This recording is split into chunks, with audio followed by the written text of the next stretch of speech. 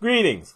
Yesterday I was out for a little bit with a friend of mine, and we just went on a brief trek. And after that little trek, we decided to stop somewhere for lunch. And so we were talking about something after we had gotten our menus, and we were just talking about pretty much nothing in general, nothing in particular, when the waitress came by and she asked if she could help us. After she left, both of us looked at each other, and I said, "Do you know what we were talking about?" And she said no, and neither one of us could remember at all what we were talking about. We'd gotten distracted, and like I said, we weren't talking about anything in particular, so we waited for about a minute or so trying to figure out what we were talking about, decided it wasn't worth, putting a lot of time into it, and we moved on. And that happens to pretty much everybody. Unless you're talking about a specific topic, you're going to forget because you've gotten interrupted. And that's not necessarily the worst thing in the world when it's just you and a friend and you're just out talking about something.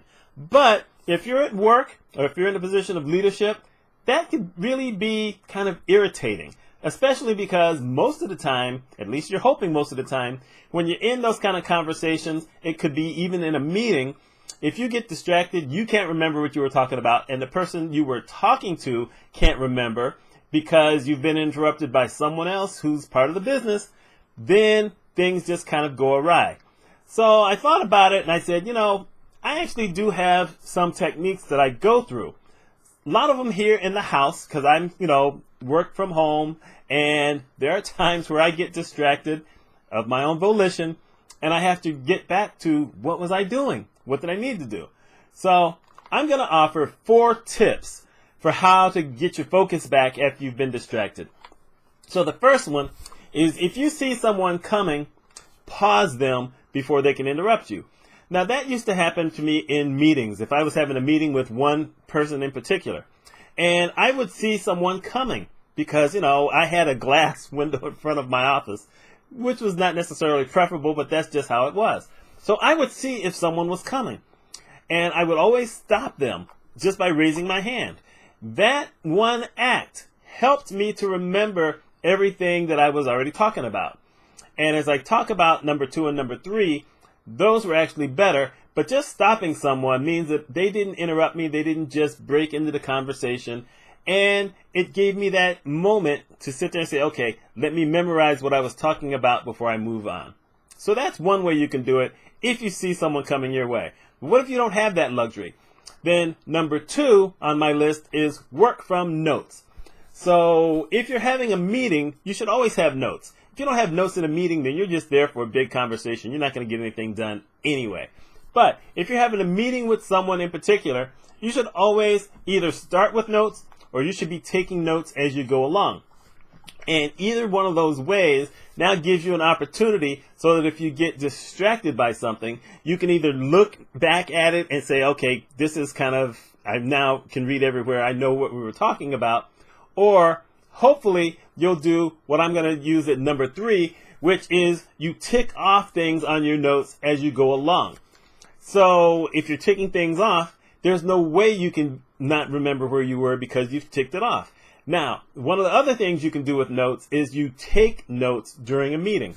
Now, most meetings aren't that important if it's a one-on-one where you need to be writing down a whole lot of things, but every once in a while they are, and you really should write those things down. If you're in there talking about the ball game, and it doesn't matter what sport we're talking about, I'm calling them all ball games, including hockey.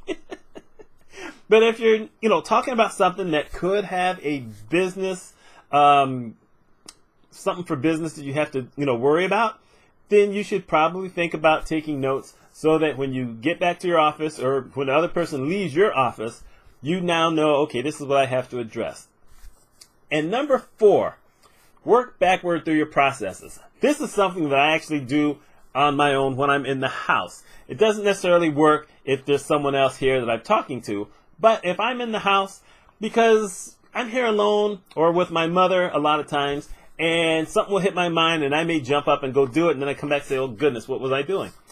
I go back step by step because I have that kind of memory, believe it or not, even though I may forget where I am in a conversation if I'm talking to someone, where I can go backwards. And it has helped me to find keys and money, all other sorts of things, when I can go backwards. at least if I'm in that moment. In other words, if it happened like a minute ago, and I may say, oh goodness, what was I doing? I can recall step by step how to go back. Now, if it was yesterday, I ain't got a chance. But usually it's rare that anything really important needs to be found the next day, reasonably. It does happen from time to time where I've misplaced something, but I'm usually pretty good at finding things because I'm good at taking that step back.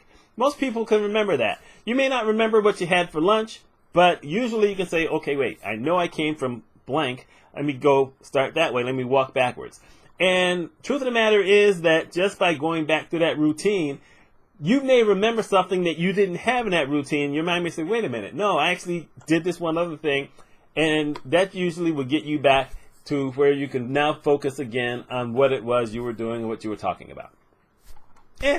Those are my ways of doing it. Like I said, it doesn't work all the time. If I'm out somewhere with someone and you're talking about something and you get distracted by someone who's coming to take an order or someone asking you if you want to refill a drink, or maybe it's just someone who is a friend of yours that you hadn't seen in a while. You know, those kinds of things are going to happen, and if you can't recall it, you just need to hope that you weren't talking about something that was really important that you had to deal with. But in any other circumstance, as long as it's related to work, or even if you're in your own home, you may be able to use these 4, and I've listed them below in case you didn't remember what I said in the video.